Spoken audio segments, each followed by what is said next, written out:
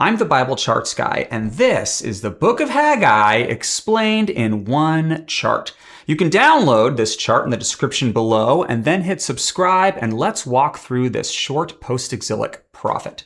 There are three post-exilic prophets, Haggai, Zechariah, and Malachi. And that simply means that they prophesied to Israel after she returned from exile in Babylon. Now, there are three groups of Israelites who were exiled from Jerusalem to Babylon.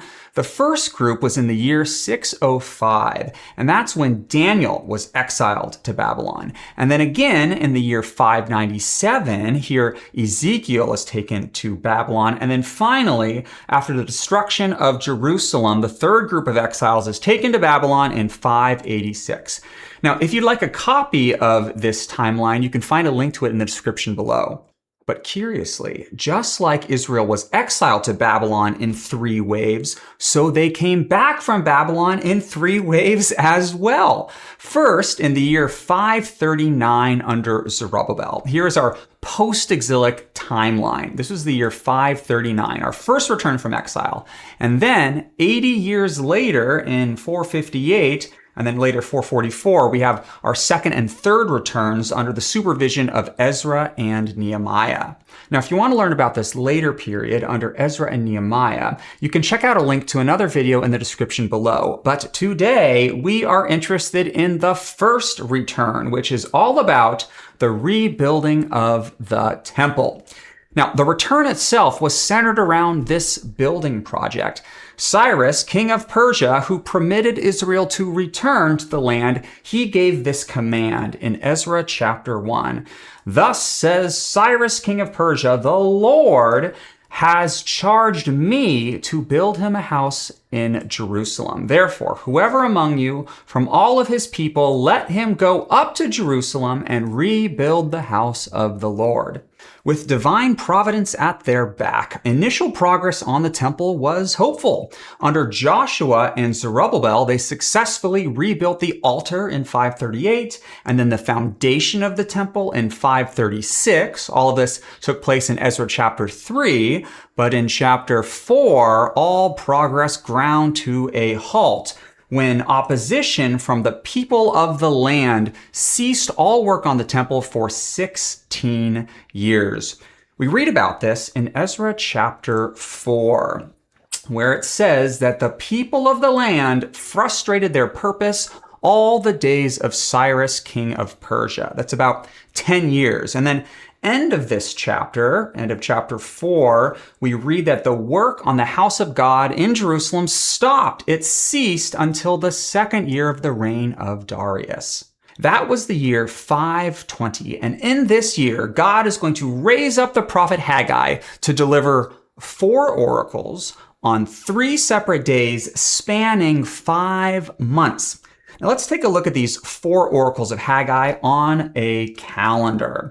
Now, everywhere highlighted in blue is the prophetic ministry of Haggai, those 5 months, beginning in the second year of Darius, 520, in the 6th month on the first day. Now, the 6th month in the Babylonian calendar is the month of Elul, which translates for us into the end of August, August 29th. And then Haggai is going to address the Israelites again 50 days later on October 17th, or the 7th month on the 21st day. And then finally on December 18th, or the 24th day of the 9th month, Haggai will speak 2 more times to Israel for a total of 4 oracles, which takes us to our chart for today. Haggai's 4 oracles, 1, 2, 3, 4.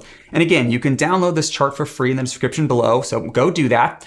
Now remember, these 4 oracles were delivered in the end of August, and then mid-October, and then 2 more in mid-December.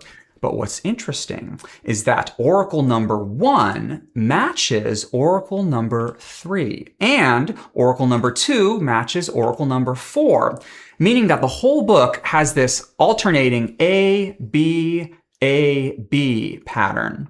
Let's see how this works for oracles 1 and 3. Now these oracles, oracle 1 and 3, are very much focused on the now, the immediate concern for Haggai and his listeners, which is the rebuilding of the temple. However, on the other hand, oracles 2 and 4 are far more eschatological. They speak about the future messianic kingdom and its king. But back to the present. Haggai opens his first oracle with the warning, consider your ways. You looked for much, but behold, it came to little. All of your crops have failed you. This is covenant curse language. Now, why is Israel cursed by God? Well, Haggai tells us it is because each of you guys busies yourself with his own house, while my house lies in ruins. Now, you remember, God's house, the second temple, lay dormant for 16 years. But God raised up Haggai to change that. And it worked. In a rare moment, the prophet records the repentance and obedience of the people whose hearts were stirred to work. Now, this repentance, we are told, takes place on September 21st. 3 months later, on December 18th, Haggai would again explain the covenant logic of blessings and curses in his matching oracle number 3. These two oracles, 1 and 3, have a kind of before-after relationship. So oracle 1, consider, before you began rebuilding my temple, you were cursed. And again, oracle number 3, consider, before stone was placed upon stone, you were cursed. But now, after, from this day onward, I will bless you. Now, 5 years later, after Haggai began his prophetic ministry in the year 520, the temple would be completed in 515. But Haggai himself admits this second temple is not the end goal. As a matter of fact, it's kind of pathetic. He asks here in chapter 2, who is left among you who saw this house in its former glory? Who remembers the glory of Solomon's temple? How do you see it now? Is not this second temple as nothing in your eyes? Your experience in the present is inferior to the beauty of the past. But neither past nor present can compare with the glory of the future. You see, the whole Old Testament is laser focused on this glorious future.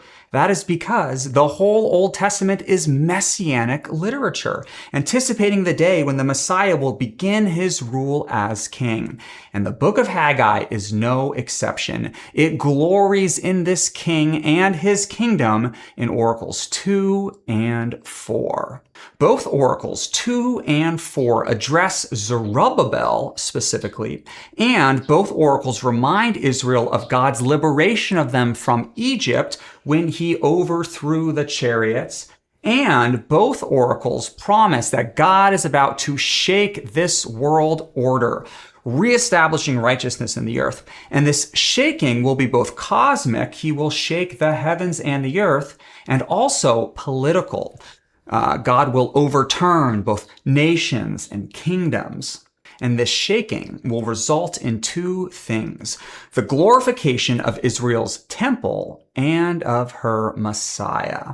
Now, perhaps this latter glory, which will be greater than the former glory, is in reference to the magnificence of Ezekiel's temple in 40 to 48, or maybe the treasures of all nations which will come into the city has in mind that great international pilgrimage of Revelation 21. The new heavens and the new earth, where we read in verse 24 that the kings of the earth will bring their glory into the new Jerusalem. But Zerubbabel's signet ring certainly has in mind the greater son of Zerubbabel. That is Jesus, whose ancestor Zerubbabel is recorded in both Matthew and Luke's genealogies. Another book which is surprisingly fixated on this future restoration temple is 1st and 2nd Chronicles. If you want to see the purpose behind the seemingly pointless repetition in that book, you should check out this next video.